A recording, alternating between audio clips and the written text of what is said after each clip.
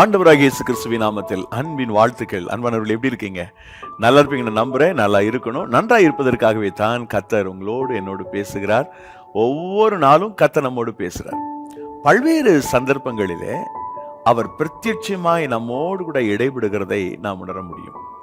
நீங்கள் தனித்து வேதத்தை வாசிக்கும் போது சில நேரங்கள்ல ஏதாகிலும் ஒரு மெசேஜ் கேட்கலாம் அப்படின்னு நீங்க கேட்கும்போது பேசுறவங்க நீங்க பார்த்துருக்கவே மாட்டீங்க. அதான் ஃபர்ஸ்ட் டைம் வீடியோல பார்ப்பீங்க, காணொலியில பார்ப்பீங்க. ஆனா அந்த வார்த்தை உங்களுக்காகவே பேசுனது போல் இருக்கும். சில நேரங்கள்ல சிலர் மனிதர்கள் உங்களிடத்துல சாதாரண பேசுவாங்க. அவங்க மூலமா கூட கர்த்தர் பேசுவார். யதார்த்தமா ஒரு சர்ச்சுக்கு போவீங்க, அங்க பேசுகிற கர்த்தருடைய வார்த்தை உங்களுக்காகவே பேசப்பட்டதா இருக்கும். சில நேரங்கள்ல பைபிளை நீங்க வாசிக்கும் போது குறிப்பிட்ட வேத பகுதி உங்களோட இடைப்படும், உங்களோட பேசும். அந்த மாதிரி தருணங்களில், அந்த மாதிரி சந்தர்ப்பங்களில் நம்முடைய மனசுல அவ்வளவு பெரிய சந்தோஷம் வரும். அதை அனுபவிக்கும் போது தான் தெரியும். ஒருவேளை இந்த செய்தியை பார்த்துட்டு இருக்கிற உங்களுக்கு அந்த அனுபவம் ஏற்கனவே இருக்கலாம். இல்லைன்னா யதார்த்தமா நீங்க இந்த நிகழ்ச்சியை பார்த்தீங்கன்னா, புதுசா இப்பதான் பார்க்குறேன் பிரதர், அந்த மாதிரிலாம் ஒரு எக்ஸ்பீரியன்ஸ் எனக்கு இல்லை, நான் எந்த மாதிரியும் ஒரு வித்தியாசமான அனுபவத்தை நான் பெற்றிருந்ததில்லை, இப்போ நான் ஆண்டவரை நம்புறேன் என்று சொல்லக்கூடியவர்களாக இருந்தா நீங்க வேதாகமத்தை வாசிக்க துவங்குங்க. இப்போ நாங்க இந்த ஒரு 25 minutes 30 minutes இந்த வார்த்தை கொடுப்பதனுடைய நோக்கம், ஏதாயிலும் ஒரு விதத்துல தேவன் தம்முடைய பிள்ளைகளை உற்சாகப்படுத்தணும், வெல்லப்படணும், அவங்க ஆண்டவருக்குள்ள வளரணும். இதை மனசுல வச்சுதான் நாங்க இந்த டைமை ஸ்பெண்ட் பண்றோம். ஒரு அரை மணி நேரம் பேசக்கூடிய இந்த வார்த்தைகள் உங்களுடைய ஆன்மாவிற்கு போதுமானதா இருக்குமான்னு கேட்டா நிச்சயமா இல்லைன்னு தான் நான் சொல்லுவேன். இது நமக்கு ஒரு உத்வேகத்தை கொடுக்கக்கூடிய ஒரு ஏது, அவ்வளவுதான். ஆண்டவர் எங்களை கொண்டும் இந்த நாளிலே சோர்ந்து போய் இருக்கிற பிள்ளைகளுக்கு ஒரு புது உற்சாகம் கொடுக்கிறார். ஆனால் நீங்க வேதாகமத்தை முழுமையாக நம்பி வேதத்தின் மேல கவனம் வச்சு வேதம் தான் எனக்கு சரியான பாதை நடத்தணும்னு நம்பிக்கையோடு நீங்க செயல்படுவீங்கன்னு சொன்னா, இந்த வார்த்தை வளமான வழியிலே நடத்தும், நலமான பாதையிலே நடத்தும். வாழ்வழிக்கும் வாக்குத்தத்தம் என்ற எமது நிகழ்ச்சியை தொடர்ந்து பார்த்துட்டு வர்றீங்க. ரொம்ப மகிழ்ச்சி. சில நேரங்களில் லைவாக நாங்கள் எடுக்கிற சில நிகழ்ச்சியை நானும் என் ஒய்ஃபும் பேசுகிற நிகழ்ச்சி உங்களுக்கு அவ்வப்பொழுது ஒளிபரப்புகிறோம், அவ்வப்பொழுது அதை போஸ்ட் பண்ணுறோம். சில நேரங்களில் அப்படி பேசப்படுகிற போது கொஞ்சம் உங்களுக்கு மொழிபெயர்க்கிற அந்த நேரம் வேசாகிற மாதிரி இருக்கலாம். ஆனாலும் மற்ற மொழி தெரிந்தவர்களுக்கும் ஆங்கிலம் தெரிந்தவர்களுக்கும் இந்த வார்த்தை போய் சேர வேண்டும் என்பதற்காக நாங்கள் அவ்வப்பொழுது அந்த நிகழ்ச்சியை உங்களுக்கு வழங்குகிறோம். சமீபத்தில் என்னை நேசிக்கிற ஒரு சகோதரி, வெளிதேசத்தில் இருக்கிற சகோதரி எனக்கு மெசேஜ் பண்ணியிருந்தாங்க. பாஸ்டர், 2 பேரும் இது போல சேர்ந்து ஒரே மாதிரி செய்தியை கொடுங்க, எங்களுக்கு அது பிரயோஜனமாக இருக்குன்னு சொன்னாங்க. எல்லா நாளும் அதை செய்ய முடியாது. அதனால சில நேரங்களில் நான் தனியாக கர்த்தருடைய வார்த்தை கொடுக்கிறேன். சம்டைம்ஸ் என்னுடைய ஒய்ஃப் இந்த நேரத்தில் உங்களுக்கு கர்த்தருடைய வார்த்தை பகிர்ந்து கொடுக்கிறார்கள். சில நேரங்களில் நாங்கள் 2 பேரும் சேர்ந்து கொடுக்குறோம். எப்படியோ நாங்கள் எவ்ரிடே உங்களை சந்திக்கணும் அப்படின்றதுல நாங்கள் தெளிவாக இருந்து செஞ்சிட்ருக்குறோம். நிறைய பணங்களை நம்ம இதுக்காக செலவு செய்ய வேண்டியிருக்கிறது.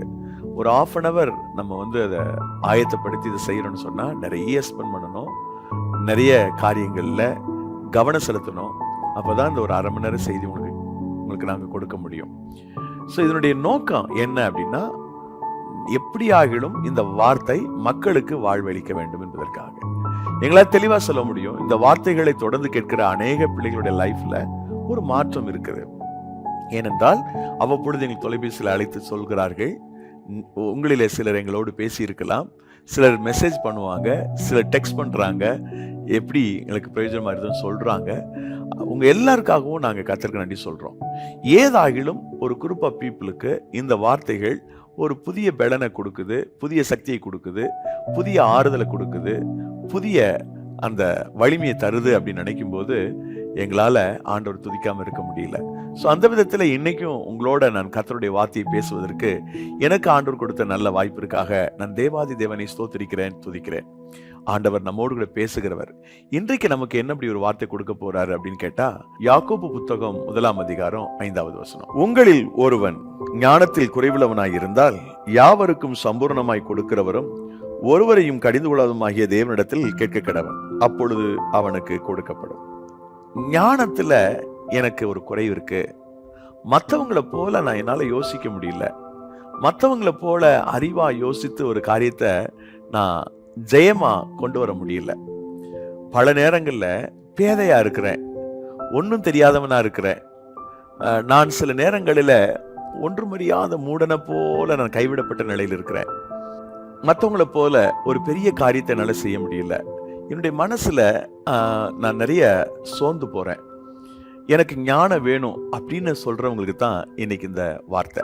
மீண்டும் அந்த வசனத்தை உங்களுக்காக வாசிக்கிறேன் பாருங்க. உங்களில் ஒருவன் ஞானத்தில் குறைவுள்ளவனாய் இருந்தால் யாவருக்கும் சம்பூரணமாய் கொடுக்கிறவரும் ஒருவரையும் கடிந்து கொள்ளாதவமாகிய தேவனிடத்தில் கேட்க கடவன், அப்பொழுது அவனுக்கு கொடுக்கப்படும். ஞானத்தில் குறைவுள்ளவனாய் இருந்தால் அவன் தேவனிடத்தில் கேட்க கடவன். அதாவது சம்பூர்ணமா கொடுக்கிறவர் அவர் தான், யாரையும் கடிந்து கொள்ளாம இருக்கிறவர் தான். அவற்றிருந்து அந்த ஞானம் வரும். இதே அதிகாரம் 17 வசனத்தை நீங்க பார்த்தீங்கன்னா இன்னும் கூட வித்தியாசமா அந்த ஒரு வசனம் அங்கே எழுதப்பட்டிருக்கிறது. நன்மையான எந்த ஏவும் பூரணமான எந்த வரமும் பரத்திலிருந்து உண்டாகி ஜோதிகளின் பிதாவினிடத்தில் இறங்கி வருகிறது. அவரிடத்தில் யாதொரு மாறுதலும் யாதொரு வேற்றுமை நிழலும் இல்லை. எந்த விதமான நன்மையும் பரலோகத்திலிருந்து தான் நமக்கு கிடைக்குதான், அப்படிதான் அந்த பைபிள் சொல்லுது. அப்போ எல்லா விதமான அந்த நன்மை என்று சொல்லும்போது அதுல ஞானம் முக்கிய இடம் பெறுகிறது. ஞானமும் ஒரு அங்கம். எல்லா விதமான ஞானம், எல்லா விதமான அறிவு நமக்கு கொடுக்கப்படுகிறது. அன்பிற்குரியவர்களே, தேவனாகிய கர்த்தருடைய சமூகத்தில் இருந்து தான் நமக்கு ஞானம் கிடைக்கிறது. இந்த உலகத்துல நீங்க அச்சீவ் பண்ணணும்னு விரும்புறீங்களா? இந்த உலகத்துல நீங்க ஜெயிக்கணும் அப்படின்னு விரும்புறீங்களா? இந்த உலகத்துல நான் சாதிக்கணும், நான் இப்போ சாதாரணமானவனா இருக்கிறேன், அசாதாரணமான காரியங்களை செய்யணும்னு நினைக்கிறீங்களா? உங்களுக்கு தேவன் தம்முடைய ஞானத்தை தருவார். இயல்பா பிறப்புல நீங்க ஞானம் இல்லாதவங்களா இருக்கலாம், பேதையா இருக்கலாம், அறிவில் குன்றியவர்களா இருக்கலாம். ஆனா இந்த தேவன் ஞானத்தில் குறைவுள்ளவர்களுக்கு சம்பூரணமாய் கொடுக்கிறார். ஒருவரையும் கடிந்து கொள்ளாதவராகிய தேவன் சம்பூரணமாய் ஞானத்தை கொடுத்து ஆசீர்வதித்து உயர்த்துகிறார். என் பிரிய சகோதர சகோதரிகளே, உங்களுடைய வாழ்வில் என்னுடைய வாழ்வில் ஆண்டவர் செய்தருளுகிற காரியம் மகா பெரியது. அவர் மகத்துவமானவைகளை நமக்கு செய்வார், மகிமையானவைகளை நம்முடைய வாழ்க்கையில் நிறைவேற்றுவார். அவரால் கூடாத காரியம், அவரால் இயலாத காரியம் இந்த உலகத்தில் ஒன்றுமே இல்லை. ஆகவே விஸ்டம் வேணும், இந்த நாலேஜ் வேணும். நான் ஒரு இன்டலெக்சுவலான ஒரு ஸ்டூடெண்டாக, அறிவார்ந்த ஒரு மனுஷனாக என் தொழிலை நடத்துகிறேன்னா சிறப்பா அதை செய்யணும், படித்து கொண்டிருக்கிறேன்னா அதை சிறப்பா செய்யணும் நீங்க விரும்பினீங்கன்னா ஆண்டவரிடத்துல கேளுங்க. புதிய ஏற்பாட்டுல ஒரு சில இடங்கள்ல கொடுப்பதை பற்றி இருக்குது. தேவன் எப்படிலாம் கொடுக்கிறாரு.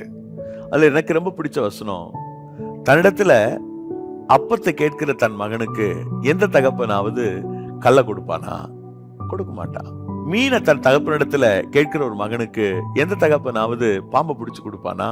கொடுக்க மாட்டான். முட்டைய தன் தகப்பனிடத்துல கேட்கும் போது முட்டைக்கு பதிலா எந்த தகப்பனாவது தேலை கொடுப்பானா? கொடுக்க மாட்டான். அது ஆண்டவர் சொல்லிட்டு, பொல்லாதவர்களாகி நீங்களே உங்கள் பிள்ளைகளுக்கு நல்ல ஈவுகளை கொடுக்க அறிந்திருக்கும் போது பரலோகத்தில் இருக்கிற உங்கள் பிதா தம்மிடத்தில் வேண்டிக் கொள்ளுக்கு நன்மையானதை கொடுப்பது அதிக நிச்சயம் அல்லவா என்று சொல்கிறார். எப்படி அப்பம் கேட்டால் அவர் கல்லை கொடுக்க மாட்டாரோ, மீனை கேட்டால் பாம்பை கொடுக்க மாட்டாரோ, முட்டையை கேட்டால் தேளை கொடுக்க மாட்டாரோ, அப்படியே ஞானத்தை கேட்டால் அவர் சிறந்த ஞானத்தை கொடுப்பார். தம்மிடத்தில் வேண்டிக் கொள்ளுக்கு நன்மையானதை கொடுப்பது அதிக நிச்சயம் என்று சொல்லப்பட்டிருக்கு. சம்பூரணமாய் கொடுக்கிறவர் என்று நாம் இந்த வசனத்துல வாசிக்கிறோம். அதாவது யாக்கோபு 1:5 சம்பூரணமாய் கொடுக்கிறவர். நீ கொடுக்கிறது தேவன் சம்பூர்ணமா கொடுப்பாரு. ஞானத்தை நீங்க ஆண்டவரிடத்துல கேட்டீங்கன்னா அந்த ஞானத்தை சம்பூர்ணமாய் அவர் கொடுப்பாரு. எனக்கு இந்த குறிப்பிட்ட காரியத்துல என்னால புத்தியை செலுத்த முடியல, குறிப்பிட்ட காரியத்துல என்னால அறிவா என்னால இருக்க முடியல, எனக்கு யோசிக்கிற சக்தி எனக்கு போயிடுச்சு பிரதர், சிந்திக்கிற சக்தியை நான் இழந்துட்டேன் அப்படின்னு சொல்லக்கூடியவர்களாக நீங்கள் இருந்தால், எனது அன்பு சகோதர சகோதரிகளே, உங்கள் வாழ்வில உங்களுடைய ஜீவிதத்தில் எல்லா மனம் ஆச்சரியங்களையும் கர்த்தர் மாற்றி உங்களுக்கு ஒரு புதிய ஒரு அறிவை தந்து மற்றவர்களுடைய கண்களுக்கு முன்பதாக உங்களை அவர் கனப்படுத்துவார். மற்றவங்கள உங்களை அலட்சியப்படுத்தி இருப்பாங்க, மற்றவங்கள உங்களை வேதனைப்படுத்தி இருப்பாங்க, உங்களை ரொம்ப கஷ்டப்படுத்தி இருப்பாங்க. ஆனா மேல ஒருத்தர் பார்த்துட்டு இருக்கிறாரு, அவர் ரொம்ப அழகா உங்களை நடத்துவாரு. நீங்க எல்லாருடைய கண்களுக்கு முன்னாடி ரொம்ப ஞானமா, ரொம்ப அறிவா, ரொம்ப புத்தியா நீங்க செயல்பட துவங்குவீங்க. கர்த்தர் உங்களுக்கு அப்படிப்பட்ட அந்த பேர் ஆசீர்வாதத்தை அந்த நன்மையை, அந்த கிருபையை அவர் உங்களுக்கு தந்து உங்களை உயர்த்துவார். அன்பிற்குரிய சகோதர சகோதரிகளே, பெரியவர்களே, தாய்மார்களே, இந்த நாளிலே ஆண்டவர் உங்களுடைய வாழ்க்கையில எது பின்தங்கி இருக்கிறது என்பதை அவர் அறிந்திருக்கிறார். நாம செய்ய வேண்டியது என்ன? கேட்கணும். ஏன்னா சம்பூர்ணமாய் கொடுக்கிறவர் அப்படின்னு எழுதிக்கு பாருங்க. நீங்க சம்பூர்ணமாய் கொடுக்கிறவர் ஆண்டவரே, என் வாழ்க்கையில நீங்க சம்பூர்ணமான அந்த ஞானத்தை கொடுக்கணும் அப்படின்னு கேளுங்க. ஏன்னா நான் மீனை கேட்டா எனக்கு பாம்பை கொடுக்க மாட்டீங்க, நான் அப்பத்தை கேட்டா கல்லை கொடுக்க மாட்டீங்க, நான் முட்டையை கேட்டா தேலை கொடுக்க மாட்டீங்க. நல்ல ஈவுகளை கொடுக்க அறிந்திருக்கிற பரம தகப்பன், நான் ஞானத்தை கேட்கிறேன், எனக்கு சிறந்த ஞானத்தை கொடுங்க. என் வியாபாரத்தை கவனிக்க முடியல, என் பிசினஸ்ல கவனம் செலுத்த முடியல, என் குடும்பத்தை சரியா நல்லா கொண்டு போக முடியல, என் சர்ச்சை சரியா விசாரிக்க முடியல, என் உறவுகளுக்கு நடுவில் நான் ரொம்ப அறிவை செயல்படுத்தி வாழ முடியல, நான் அதுல ரொம்ப சோர்ந்து போயிட்டேன், தயவு செய்து எனக்கு உங்களுடைய ஞானத்தை கொடுங்க. Lord, give me your wisdom and knowledge என்று நீங்க கேட்கும்போது ஆண்டவர் கட்டாயம் தருவார். அது நடக்கும், நிச்சயமா நடக்கும். ஞானத்தில் குறைவுள்ளவனா இருந்தால் அவனுக்கு கர்த்தர் கொடுப்பாராம். சம்பூர்ணமாய் கொடுக்கிற தேவன், ஒருவரையும் கடிந்து கொள்ளாதவருமாகிய தேவன் என்று சொல்லப்பட்டிருக்கு. அவர் யாரையும் கடிந்து கொள்ள மாட்டார். கேட்கும் போது அதை கவனித்து அவர் நமக்கு செய்வார். ஆனால் எப்படி கேட்கணும், அது ரொம்ப முக்கியம். நீங்க கேட்டா அவர் கொடுக்கிறாரு ஞானத்தை. நீங்க ஞானத்தில் குறைவுள்ளவனா இருந்து நீங்க கேட்டீங்கன்னா அந்த ஞானத்தை அவர் கொடுக்கிறாரு. எப்படி கேட்கணும் அப்படின்னு சொன்னா, எவ்வளவு வேணும் சந்தேகம் இல்லாம விசுவாசத்தோட கேட்கணும். அடுத்த வசனம் சொல்லுது, 6வது வசனம், நீ கேளுங்க, கேட்டு அவர் கொடுப்பாரு. ஆனா நம்ம செய்யற பெரிய மிஸ்டேக்ஸ் என்னன்னா, நம்முடைய பிரேயர்ல டவுட்ஸ் இருக்குது, நம்ம பிரேயர்ல விசுவாசம் செத்து போகுது. நாம எவ்வளவு வேணும் சந்தேகப்படாமல் விசுவாசத்தோடு தேவனிடத்துல கேட்க வேண்டும். சந்தேகப்படாமல் நம்பிக்கையோடு நாம் கேட்க வேண்டும். இந்த விசுவாசத்திற்கு நேர் எதிரானது சில விஷயங்கள் இருக்குது. அதுல ஒண்ணு பயம், இன்னொன்னு சந்தேகம். மேஜரா இருக்கிறது 2 தான். அதாவது விசுவாசத்தை ஒண்ணு இல்லாம செய்யறதுக்கு இந்த 2 சுபாவம் போதும். ஆனா விசுவாசம் உச்சத்தை அடைந்து அது நம்முடைய லைஃப்ல ஆதிக்கம் செலுத்தும் போது இந்த சந்தேகமும் பயமும் தோத்து போகும். மிக குறிப்பாக இந்த டவுட்ஸ் இருக்கு பாருங்க, சந்தேகம். அந்த சந்தேகம் நமக்கு வரவே கூடாது. சந்தேகம் இல்லாம, சந்தேகப்படாம நாம அவரை விசுவாசித்து நீங்கள் ஜெபிக்க துவங்கும் போது ஆண்டவர் உங்க லைஃப்ல செய்யக்கூடிய அற்புதம் என்பது ரொம்ப ஆச்சரியமா இருக்கும். உங்களுக்கான அந்த ஞானத்தை அவர் தருவார், உங்களுக்கான அறிவை கொடுப்பார், உங்களுக்கான யோசனையை கர்த்தர் கொடுப்பார். நீங்க நினைக்கிறத விட மேலா நீங்க அச்சீவ் பண்ணுவீங்க. என்னால் அது செய்ய முடியாது, ஐ ஆம் அன்வொர்தி, நான் அபாத்திரமானவன், ஐ கான்ட் டூ தட் என்று நீங்கள் நினைத்து விட்டு விடுகிற விஷயங்கள் இருக்கு பாருங்க, அது நிறைய இருக்கு. அதையெல்லாம் ஒன்றன்பின் ஒன்றாக செய்வதற்குரிய ஆற்றலையும் சக்தியையும் அவர் உங்களுக்கு தருவார். அந்த ஆற்றல் சக்திக்கு மேல அந்த ஞானத்தை அவர் தந்து உயர்த்துவார். பிரியமானவர்களே, நிறைய பேர் பாருங்க, படிப்பே இருக்காது, குவாலிஃபிகேஷன் ரொம்ப கம்மியா இருக்கும், ஆனா அவங்க ஆண்டவரை பிடிச்சுக்கிட்டதுனால மிக அற்புதமான ஒரு அறிவை அவர்களுக்கு தந்து அவளை உயர்த்துவார். எனக்கு ஒரு அருமையான தேவ மனிதர் கடந்த ஆண்டு ஊழியக்காரர்களுக்கு எல்லாத்துக்கும் ட்ரெஸ் எடுத்து கொடுத்தாரு. நான் அவர்கிட்ட பேசிட்டு இருந்தேன். நான் இது வரைக்கும் அவரை பார்த்ததில்லை. நம்முடைய ஊழியக்காரங்களுக்கெல்லாம் வருஷந்தோறும் ஒரு ட்ரெஸ் எடுக்கணும்னா அது ஒரு பெரும் தொகையை செலவு பண்ணணும். ஹியூஜ் அமௌண்ட், எவ்வளோன்னு சொல்ல விரும்பல, ஹியூஜ் அமௌண்ட் தேவைப்படும். ஏன்னா சாரி எடுக்கணும், பேண்ட் ஷர்ட் எடுக்கணும், எல்லாத்துக்கும் எடுத்து கொடுக்கணும். ஒரு பெரிய தேவை இருக்கும் எவ்ரி இயர். ஆனால் ஆண்டவர் யெகோவா ஈரா இருந்து எல்லாத்தையுமே சந்திக்கிறார். அப்போ அந்த முறை லாக்டவுன் லாஸ்ட் இயர் ரொம்ப சோர்ந்து போயிருந்த போது அந்த அருமையான தேவ மனுஷனை கூப்பிட்டு அந்த நான் ஏன் சார்பாக அவங்களுக்கு கொடுக்கணும்னு நினைக்கிறேன் அப்படின்னு நான் அவர்கிட்ட கேட்டேன். எப்படி உங்களோட ரட்சிப்பை பற்றி சொல்லுங்க. படிப்பு ரொம்ப கம்மி. திருநெல்வேலி மாவட்டத்திலிருந்து பிழைப்பை தேடி நார்த் இந்தியாவுக்கு போன ஒரு தேவ மனுஷனை ஆண்டவர் நல்ல ஞானத்தை கொடுத்து அறிவை கொடுத்து இன்னைக்கு பார்த்தா அவர் பெரிய அளவில் எக்ஸ்போர்ட் பண்றார். 1000க்கும் அதிகமான வேலையாட்கள் அவர்கிட்ட வேலை செய்யறாங்களாம். அவர் ஷேர் பண்ணார். அதை பாருங்க பாஸ்டர், நான் படிப்பு எனக்கு ரொம்ப கம்மி, ரொம்ப குறைவு, ஆனா என்னுடைய ஆண்டவர் எனக்கு நல்ல ஞானத்தை கொடுத்தார், அறிவை கொடுத்தார். இன்னைக்கு நான் உயர்ந்த அடைக்கலத்தில் நான் வைக்கப்பட்டிருக்கிறேன். இதெல்லாம் நிர்வகிப்பதற்கான அந்த சமயோசித ஞானமும் அறிவும் புத்தியும் எனக்கு ஆண்டவர் தான் கொடுத்தாரு. நிறைய பேர் லைஃப்ல நான் அதை பார்த்துருக்கிறேன். நான் கடந்த 30 ஆண்டுகளுக்கு மேலா இந்த ஆண்டவருடைய வேலையை நான் செஞ்சுட்டு வரேன். படிப்பு ரொம்ப கம்மியாக இருக்கும், ஆனால் ஆண்டவரை பிடிச்சிக்கிட்டதுனால அவங்களுக்கு ஸ்பெஷலாக கர்த்தர் அந்த விஸ்டமையும் கொடுத்து ஞானத்தையும் கொடுத்து அவங்கள பயன்படுத்தி வருகிறார். ஆகவே இன்றைக்கு உங்களுடைய குடும்பத்தில் ஞானம் இல்லாமல் நிறைய விஷயத்தில் நீங்கள் தோற்று போயிருக்கலாம். இன்னைக்கு நீங்கள் ஆண்டவரை நம்புங்க, கர்த்தர் அந்த ஞானத்தை உங்களுக்கு தந்து உங்களை ஆசீர்வதிப்பார். சந்தேகப்படாமல் நீங்கள் விசுவாசத்தோட கேட்கணும், அதில் ரொம்ப கவனம் செலுத்துங்க. ஒரு முறை இயேசு கிறிஸ்து பெத்தானியாவிலேருந்து எருசலேமுக்கும் எருசலேமிலிருந்து பெத்தானியாவுக்கும் டிராவல் பண்றத நம்ம பார்க்கிறோம். மாத்தி மாத்தி டிராவல் பண்றாரு, சிட்டிக்கும் ஒரு கிராமத்துக்கும் இடையில. இது மத்தேயு நற்செய்தி நூல் 21 அதிகாரத்தில் இருக்குது.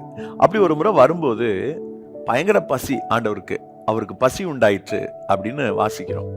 அப்போ ஒரு அத்திமரம் இலைதலையோட இருக்குது. அந்த அத்திமரத்திட்ட ஏதாவது கனி இருக்குன்னு போனார், ஆனா கனி இல்லை, வெறும் இலை தான். அதனால அந்த அத்திமரத்தை சபிச்சார் ஆண்டவர். அவங்க திருப்பி ரிட்டர்ன் ஆகி வந்துட்டு இருக்கும்போது பார்த்தா அந்த மரம் பட்டு போயிடுச்சு. ரொம்ப ஆச்சரியப்பட்டாங்க. அப்பதான் ஆண்டவர் சொன்னாரு, நீங்க சந்தேகப்படாம விசுவாசித்தா இந்த அத்திமரத்துக்கு நடந்தது போல நடக்கும் அப்படின்னு சொன்னார். இந்த வசனம் எங்க இருக்கு அப்படின்னா மத்தேயு நற்செய்தி நூல் 21:21 இருக்கு. நீங்க சந்தேகப்படாம விசுவாசிப்பீங்கன்னு சொன்னா இந்த அத்திமரத்துக்கு என்ன நடந்துச்சோ அதுதான் உங்களுடைய லைஃப்ல நடக்கும். நீங்க விசுவாசிக்கணும், சந்தேகப்படாம விசுவாசிக்கணும்னு சொன்னார். அந்த அத்திமரம் இவ்வளவு துரிதமா பட்டு போச்சேன்னு ஆச்சரியப்படும் போது, அவர்கள் ஆச்சரியப்பட்டு கொண்டிருக்கிற போது ஆண்டவர் அற்புதமான ஒரு வார்த்தையை சொன்னார். நீங்கள் இத்தகைய விசுவாசம் உடையவர்களாக, சந்தேகம் எல்லாம் விசுவாசிக்கூடியவர்களாக இருந்தால் இந்த அத்திமரத்துக்கு என்ன நடந்துச்சோ அது உங்களுடைய லைஃப்ல நடக்கும் அப்படின்னு சொன்னார்.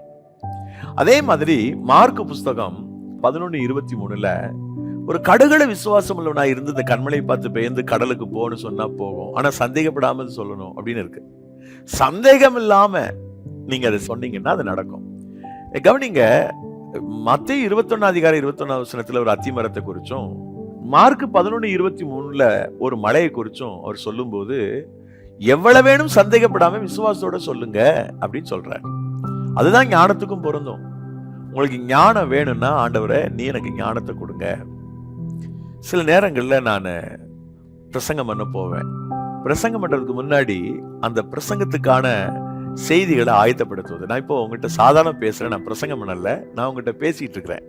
நான் எப்போதுமே இந்த வாழ்வழிக்கும் நிகழ்ச்சி பதிவு செய்யும் போது ஒரு பிரசங்கம் பண்ற மாதிரி ஃபீலோட நான் பேசுறது இல்லை. எப்படி சொந்தக்காரங்கிட்ட நம்ம வீட்டாரிடத்துல எப்படி பேசணுமோ அப்படிதான் நான் பேசுறேன். அதனால நான் பிரசங்கம் பண்ணல. நான் சர்ச்சில் ப்ரீச் பண்ணும்போது, கன்வென்ஷன்ல பேசும்போதெல்லாம் நான் என்னுடைய அறையிலிருந்து கிளம்பும் போது வசனங்கள் எல்லாத்தையும் எழுதுவேன்.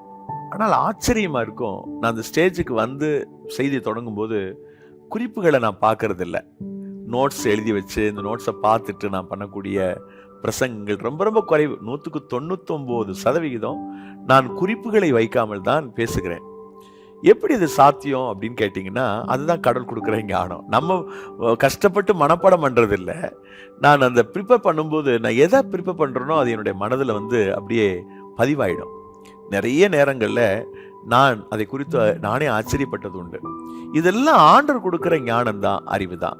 இந்த செய்தி கேட்டுட்டு இருக்கிற நீங்கள் ஒரு தொழிலை நடத்திட்டு இருக்கலாம், இல்லைன்னா ஒரு இன்ஸ்டிடியூஷனை நடத்திட்டு இருக்கலாம், இல்லை குடும்பத்தை நடத்த முடியாமல் ரொம்ப திணறிட்டு இருக்கலாம், கஷ்டமாக இருக்குது அப்படின்னு சொல்லக்கூடிய நிலையில் இருக்கலாம். நீங்கள் கேளுங்க, ஞானத்தை தருவார். படிப்பை பாருங்க, படிக்கிறேன் பிரதர் ஆனால் மண்டையில் ஏறவே மாட்டேங்குதுன்னு சொல்லக்கூடியவங்களா நீங்கள் இருந்தால் உங்களுக்கு கர்த்தர் ஞானத்தை கொடுப்பார். விசேஷித்த அந்த ஞானம் உங்களுக்கு நிச்சயமா கிடைக்கும். அதனால டோன்ட் வரி, தைரியமா இருங்க, ஞானத்தை கேளுங்க, கர்த்தர் உதவி செய்வார். இப்போ வெற்றிக்கான ஒரு அடையாளத்தையும் தோல்விக்கான ஒரு அடையாளத்தையும் நான் சொல்ல போறேன். அதாவது சந்தேகப்படாம விசுவாசித்து வெற்றி பெற்ற ஒரு மனுஷனையும், சந்தேகப்பட்டு அற்ப விசுவாசமாக இருந்த ஒரு தோல்வியையும் இப்ப நான் உங்களுக்கு சொல்லிட்டு ஜெபிச்சு முடிக்கலாம்னு நினைக்கிறேன். வெற்றிக்கான அடையாளம் யாரு? ஆபிரகாம். நீங்க ரோமர் புஸ்தகம் 4வது அதிகாரம் 18-21 வரைக்கும் குறிச்சு வச்சுக்கோங்க. அதுல பாத்தீங்கன்னா, அவன் எவ்வளவு வேணும் சந்தேகப்படாம, அதாவது தன்னுடைய சரீரம் செத்து போச்சு, சாராளுடைய கற்பு செத்து போச்சு, எவ்வளவு வேணும் சந்தேகப்படாம ஆபிரகாம் விசுவாசித்தான். அதனால அவனுக்கு ஈசாக்க கர்த்தர் கொடுத்தார். எவ்வளவு பெரிய அற்புதம் இல்ல? அதாவது எவ்வளவு வேணும் சந்தேகப்படாம, கொஞ்சம் கூட டவுட்ஸ் கிடையாது. அப்படி இருந்ததுனால இந்த மனிதனுடைய லைஃப்ல, வாழ்க்கையில பாருங்க, மிகப்பெரிய ஒரு மாற்றம், மிகப்பெரிய ஒரு அற்புதம், இயற்கைக்கு அப்பாற்பட்ட ஒரு காரியம் நிகழ்ந்தது இந்த ஆபிரகாமுடைய லைஃப்ல. யோசிச்சு பார்க்கல, நினைச்சு பார்க்கல. வயசாகி போச்சே, ஒய்ஃபுக்கும் ஸ்திரீகளுக்குள்ள வழிபாடு நின்று போச்சு, அதை பத்தி தான் யோசிக்கல. சந்தேகம் இல்லாமல் விசுவாசித்தான் அப்படின்னு தான் இருக்குது அந்த பகுதியில. ஆகவே அவன் லைஃப்ல ஒரு பெரிய வெற்றி பெற்றான். அது மாதிரி தான் ஞானம் என்கிற விஷயத்துல இந்த ஞானத்தை நம்ம சந்தேகப்படாம ஆண்டவரிடத்துல கேட்டு பெற்றுக்கொள்ளணும். இதுல ஒரு தோல்விக்கான அடையாளம் என்னன்னு கேட்டா, மத்தேயு 14 அதிகாரம் 24-34 வரைக்கும் ஞாபகம் வச்சுக்கோங்க. அது 34 வசனம் பாத்தீங்கன்னா, அற்ப விசுவாசியே ஏன் சந்தேகப்பட்டாய் அப்படின்னு வசனம் வருது. என்ன நடந்துச்சு? இயேசு கடல் நடந்து வர்றாரு. பேதுரு கேட்கிறாரு, நீரே ஆனால் நான் நடந்து வர கட்டளையிடும்னு கேட்கிறாரு. வான்னு சொன்னாலும் நடந்து வராரு. கொஞ்ச நேரம் வந்தும்போது ரைட் சைடோ லெஃப்ட் சைடோ திரும்பி பாக்குறாரு, அலைய பாக்குறாரு. ஐயோ அமிழ்ந்து போவோமேன்னு நினைக்கும் போது உள்ள போயிட்டார். ஏன் சந்தேகப்பட்டப்பா நீ? ஏன் உனக்கு டவுட் வந்துச்சு? ஏன் சந்தேகப்பட்ட? ஏன் உனக்குள்ள அந்த அவிசுவாசம்னு சொல்லி ஆண்டவர் கடிந்து கொள்கிறார். அவனை கையை பிடிச்சு தூக்குறாரு. இப்போ வெற்றிக்கான ஒரு அடையாளம், தோல்விக்கான ஒரு அடையாளம், ஞானத்தை பெறக்கூடிய விஷயத்துல அந்த மாதிரி தான் நம்ம ஆழமான விசுவாசத்தோடு கூட நம்ம கேட்கும்போது கர்த்தர் கொடுப்பார். சின்ன வயசு தான், ரொம்ப சின்ன வயசு. சின்ன வயசுல நாட்டை ஆளணும், நாட்டை நிர்வாகம் பண்ணணும் முடியாது. சந்தேகப்படாம விசுவாசத்தோட ஞானத்துக்காக ஒருவன் ஜெபிச்சான். குட்டி பையன்தான், சின்ன பையன்தான். அவன் தான் சாலமோன். ஆண்டவர் அவனுக்கு அந்த மிகுதியான ஞானத்தை கொடுத்தார். அதே மாதிரி அந்நிய தேசத்துல ஒரு அடிமை தான், ஒரு சிறை கைது தான். ஆனா அவனுக்கு கர்த்தர் ஞானத்தை ரொம்ப மிகுதியா கொடுத்திருந்தார். இது ஆதியாகமம் 41:39 நம்ம வாசிக்க முடியும். அதே போல ஒரு சிறைவாசியா பிடித்து கொண்டு போகப்பட்ட அந்நிய தேசத்துல அகதியா இருந்த தானியேலுடைய லைஃப்ல பாத்தீங்கன்னா மிகுந்த ஞானத்தை அவனுக்கு கர்த்தர் கொடுத்திருந்தார். தானியேல் 1:3 அந்த 6-7 அதிகாரங்கள் வரைக்கும் வாசித்து பாத்தீங்கன்னா எவ்வளவு பெரிய விஸ்டம் பாருங்க தானியேலுக்கு. ரொம்ப ஞானம். ஒரு மனுஷன் கண்ட சொப்பனத்தையும் சொல்லுவான், சொப்பனத்துக்கான அர்த்தத்தையும் சொல்லுவான். அவ்வளவு பெரிய ஞானம் உள்ளவனை கர்த்தர் அங்க வச்சிருந்தாரு. இப்போ ஞானத்தில் நீங்கள் குறைவுள்ளவர்களாய் இருந்தால் சம்பூரணமாய் கொடுக்கிறவரும் ஒருவரை கடிந்து கொள்ளாதமாகிய தேவனிடத்துல கேட்க கடவன், அப்பொழுது அவனுக்கு அந்த ஞானம் கொடுக்கப்படும் என்று சொல்லப்பட்டிருக்கிறது. பிரிய சகோதர சகோதரிகளை, உங்க வாழ்க்கையில, நம்ம ஒவ்வொருத்தருடைய வாழ்க்கையில கர்த்தர் மிகுந்த ஞானத்தை, மிகுந்த ஒரு ஆசீர்வாதத்தை நமக்கு கொடுக்கணும் அப்படின்னு சொன்னா நாம சந்தேகம் இல்லாம விசுவாசத்தோட கேட்கணும். என் வாழ்க்கை முழுசும் தோல்வியா இருக்குது, நான் ஜெயிக்கவே முடியல, நான் என்ன பண்ணாலும் முன்னேறதுக்கு ஒரு வழி கூட கிடைக்கல பிரதர் என்று சொல்லக்கூடிய அன்பு சகோதரி சகோதரியே, இன்றைக்கு நீங்கள் கொஞ்சம் கூட சந்தேகப்படாம விசுவாசத்தோட ஆண்டவர் நோக்கி கேளுங்க. ஆண்டவரே, நீங்க தான் என் வாழ்க்கையை ஆசீர்வதிக்க முடியும், நான் அதை முழுமையா நம்புறேன், தயவு செய்து என்னை ஆசீர்வதிங்கன்னு சொல்லி நீங்க ஜெபம் பண்ணுங்க. அப்படி ஜெபிப்பீர்களே ஆனால் உங்க மேல ஒரு ஆசீர்வாதம் வரும், நீங்கள் ஆசீர்வதிக்கப்படுவீர்கள். ஜெபம் பண்ணுவோமா? நேசிக்கிற எங்கள் பரலோக தந்தையே, இந்த ஆசீர்வாதமான இனிய தருணத்திற்காக நன்றி. உங்களுடைய பொற்கரங்களில இந்த வார்த்தைகளை கேட்ட எங்கள் அன்பு சகோதர சகோதரிகள் ஒவ்வொருவரையும் அர்ப்பணித்து ஜெபிக்கிறேன். Lord, bless them Jesus. கர்த்தருடைய ஆசீர்வாதம் பரிபூரணமாய் உடைய பிள்ளைகள் நிரப்பட்டும். தேவனுக்காக உடைய பிள்ளைகள் எழும்பி பிரகாசிக்க, உடைய ஆசீர்வாதத்தை அன்பு பிள்ளைகள் அனுபவிக்க நீர் உதவி செய்ய வேண்டும் என்று ஜெபிக்கிறேன். Lord, தகப்பனே கர்த்தாவை துதிக்கிறேன். கர்த்தருடைய காருண்யமும் கர்த்தருடைய மகிமையும் தயவும் உடைய பிள்ளைகளை அளவில்லாமல் மூடற்றும் ஆண்டவரே. ஞானத்தில் குறைவுள்ளவர்களாக யாராகிலும் இந்த செய்தியை பார்த்து கொண்டிருந்தால் அவர்கள் ஞானத்தில் நிறைந்தவர்களாக இருக்க, தேவனுக்காக எழும்பி பிரகாசிக்க அன்பு பிள்ளைகள் உடைய கரத்தில் ஒப்பு கொடுத்து ஜெபிக்கிறோம். கர்த்தர் ஆசீர்வதியும். எல்லா துதி கன மகிமை யாவும் ஒருவருக்கே செலுத்துகிறோம். இயேசு கிறிஸ்துவின் இன்ப நாமத்தில் ஜெபிக்கிறோம் ஜீவனுள்ள நல்ல பிதாவே, ஆமென்.